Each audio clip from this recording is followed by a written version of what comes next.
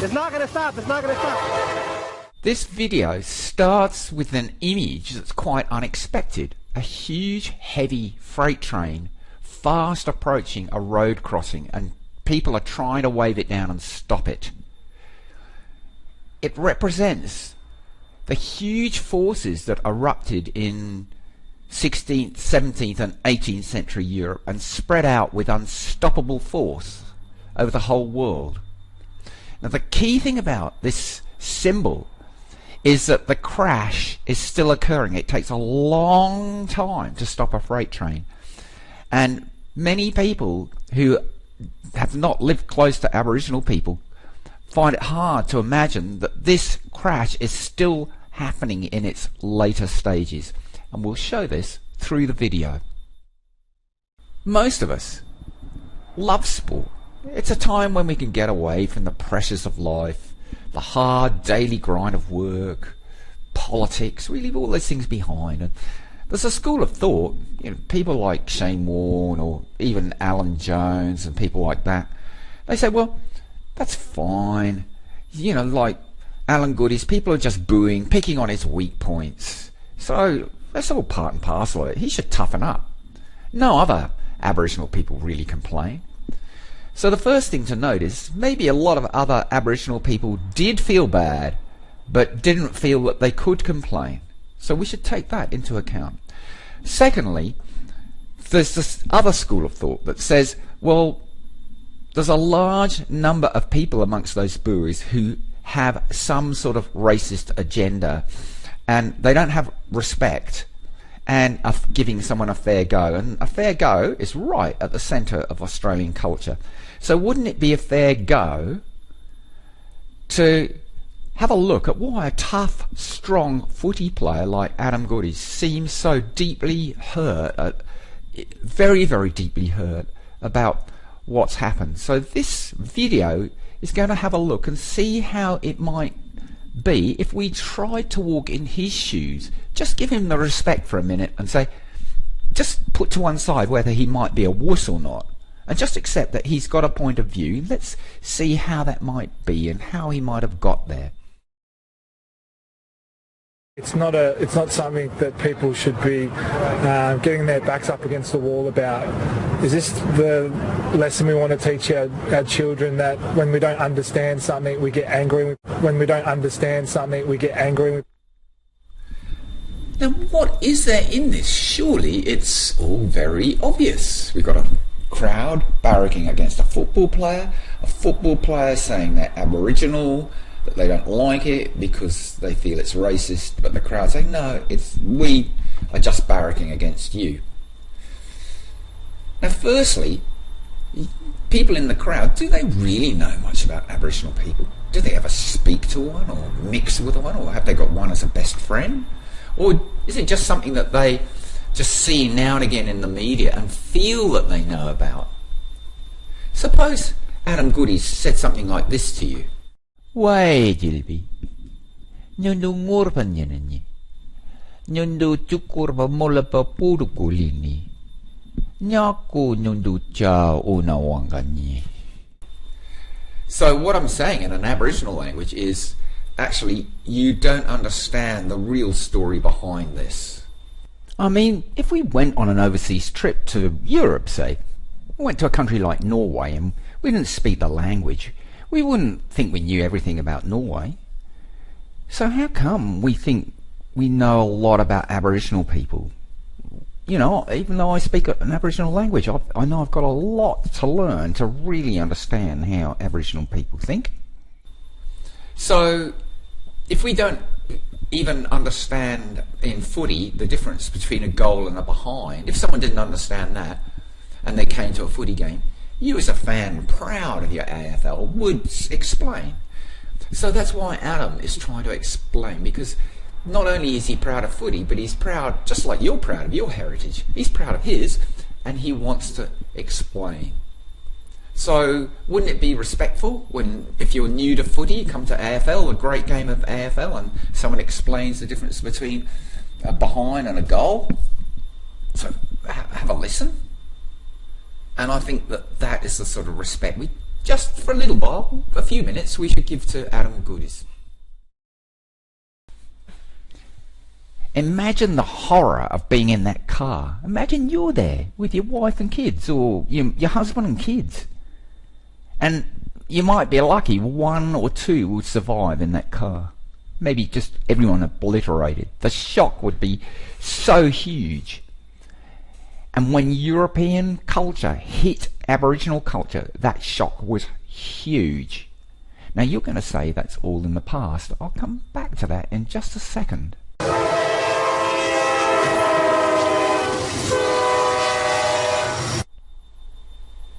If you're a non-Aboriginal person, being in this crash would be rather like sitting right at the back of the freight train, and you might just feel a little tiny jolt.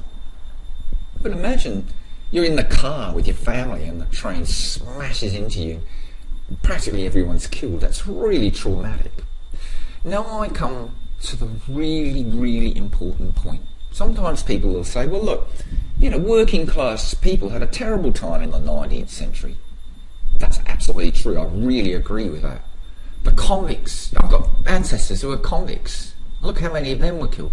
Absolutely true. But the thing is, for Aboriginal people, there's still Aboriginal people who are like in that car.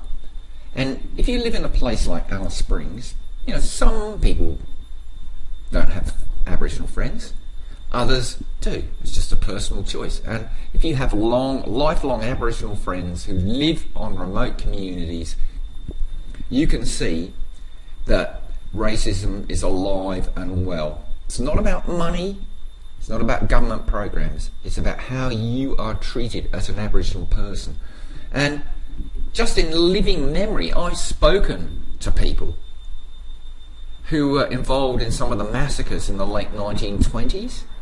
And when you hear their stories, you can see why their grandchildren still have a certain attitude of very great sensitivity.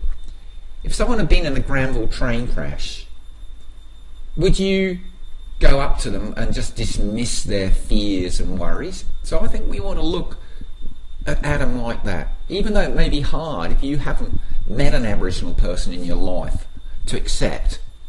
But maybe that's what you need to do, is come and live for a few years and have Aboriginal friends, and then you'll understand what Adam is saying a little bit better. But let's just give Adam a bit of respect. I'm not telling you how to think, but I'm just saying let's give some respect and have a look here.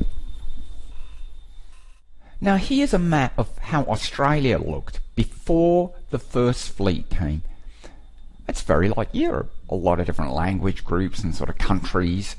But probably most of us have never been shown this because for some strange reason they never even spent 5 minutes at school showing us this map of the history of our own country. We also know that the majority of the first people who came in the first 25 years were either convicts or very, very poor people who had very little say, and their lives were hardly any better than the lives of Aboriginal people. It was just a small elite that ruled. Now let's balance things out with a look at the other side. Despite whatever might be said, Aboriginal people fought tooth and nail for their land from the very beginning. That's human nature. Just like, imagine you had a house worth $500,000 and the state government decided to put a freeway through and they gave you a compulsory purchase order for $20,000 or $30,000. You'd fight tooth and nail. Just like this guy here did, Pemulwuy. He would be a hero in any culture. And it's strange, we've never heard about him or the Battle of Parramatta and the things that he did. He's a great tactician and very, very good at getting people organised and resisting.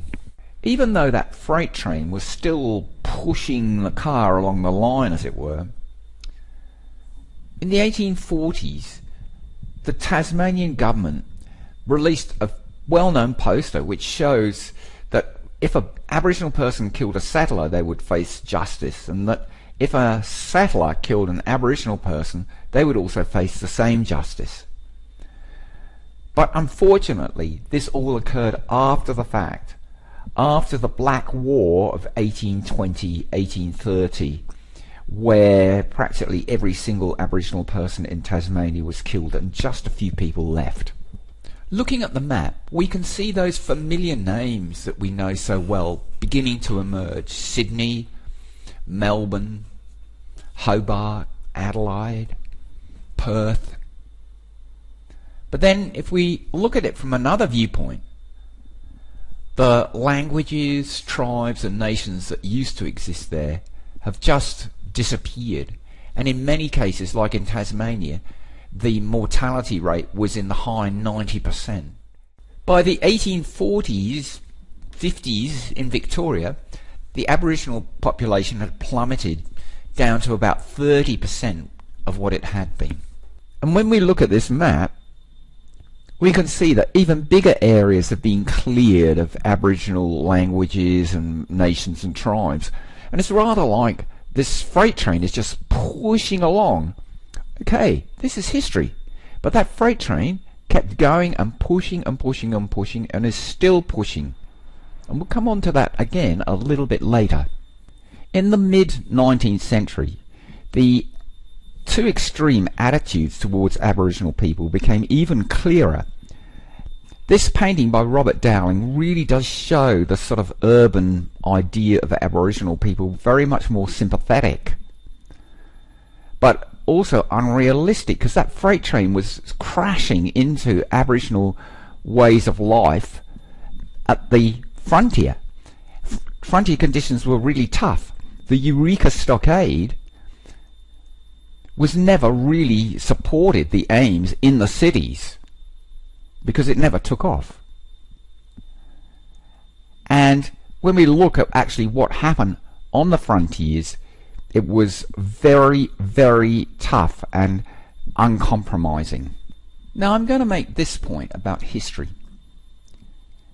If you're not an Aboriginal person, it's all sort of done and dusted, ancient stuff, you're not really interested in it, most people, and you can see on the map gradually your familiar areas are being uncovered as the country is discovered and settled. But if you're Aboriginal, you have to grant Aboriginal people this, they would see it very differently, wouldn't they? They see that the quilt work of their countries, nations, tribes and languages is gradually being pushed aside. Language is dying.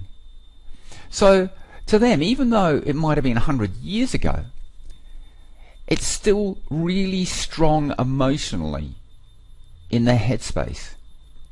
So even if we don't agree with that, out of respect, let's just acknowledge that as a first step, that that's a really important thing for Aboriginal people. They might accept the mainstream Australia and support it, but there is that element that we would never even have stopped to consider.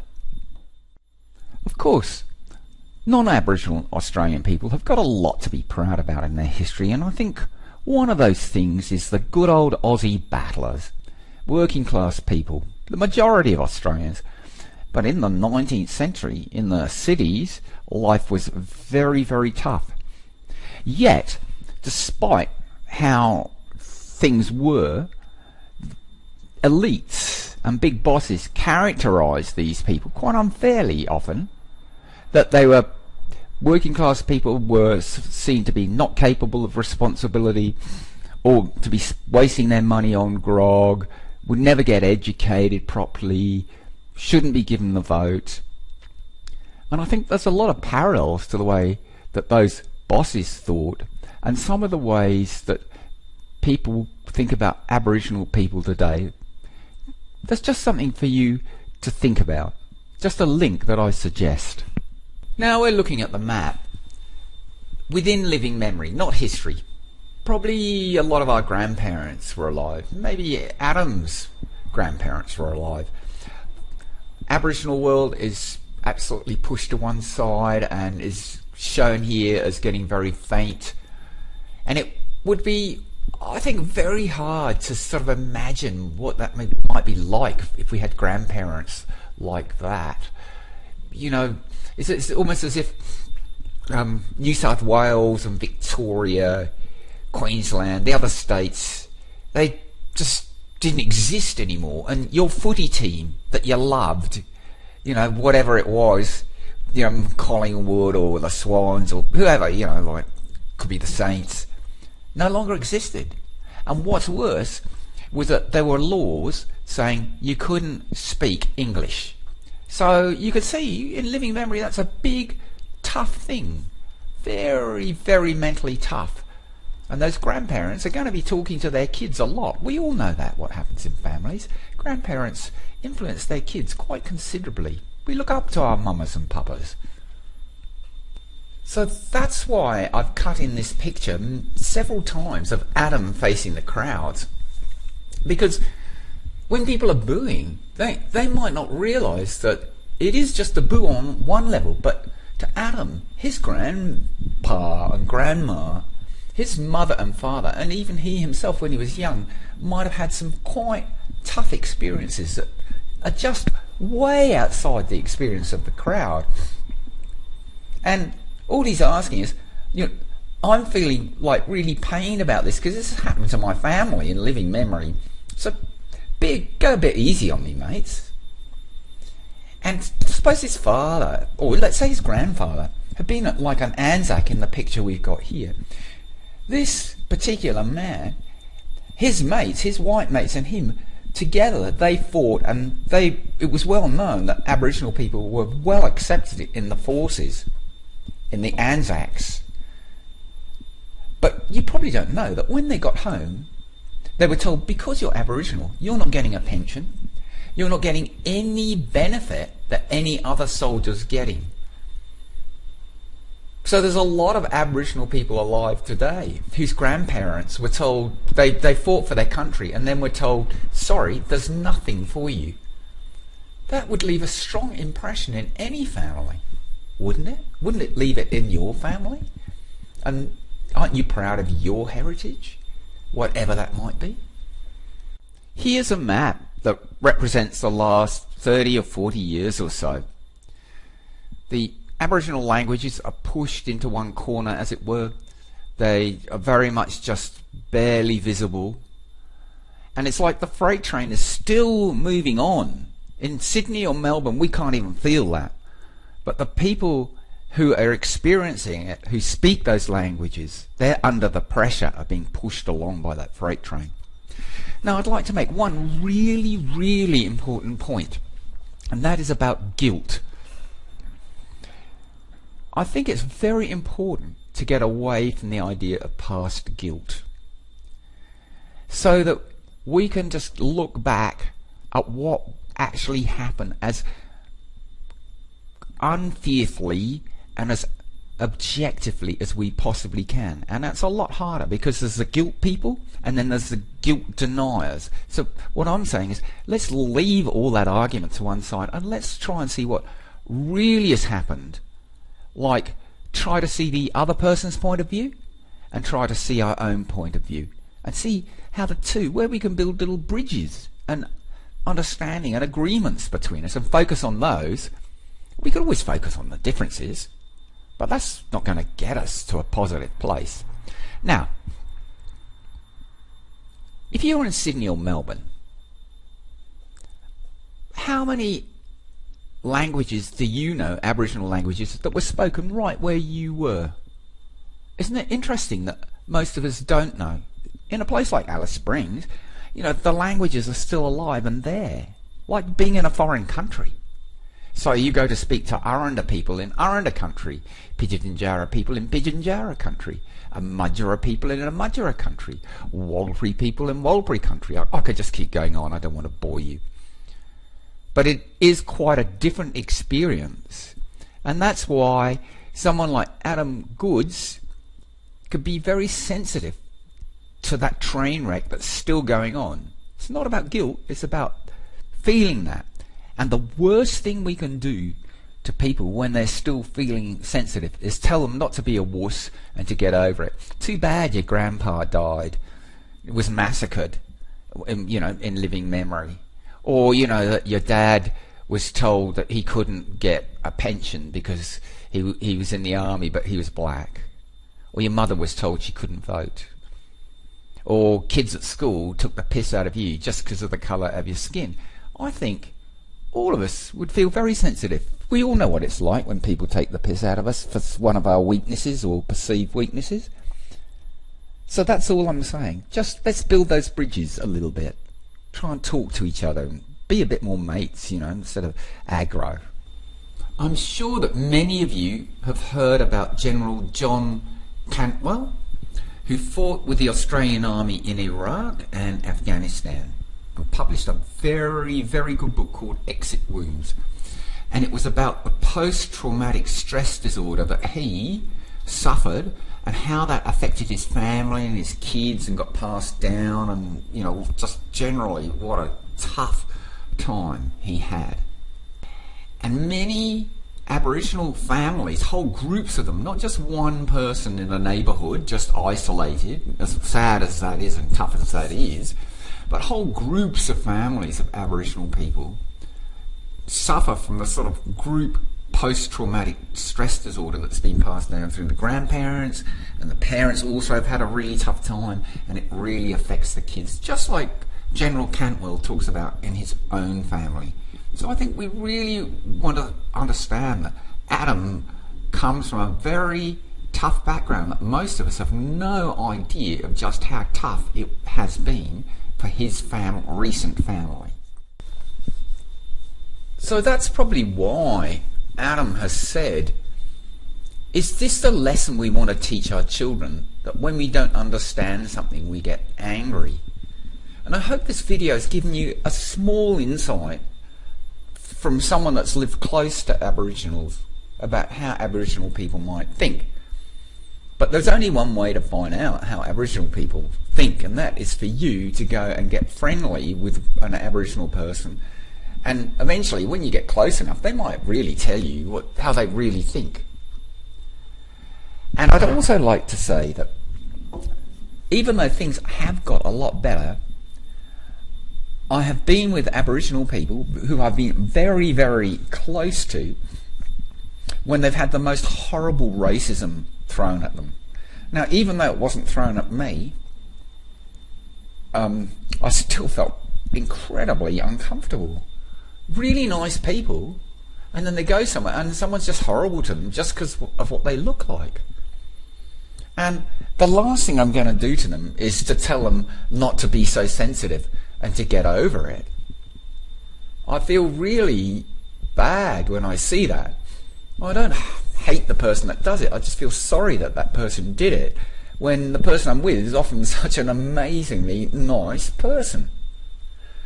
So that train wreck, it certainly hasn't finished in many areas of the country. It's just because you live in an area where you don't meet Aboriginal people and you don't see that train wreck. When that train wreck finishes, I think that's the time when we'll really be able to get on. We won't have to worry about the guilt and the not guilt. There won't be anything in the way.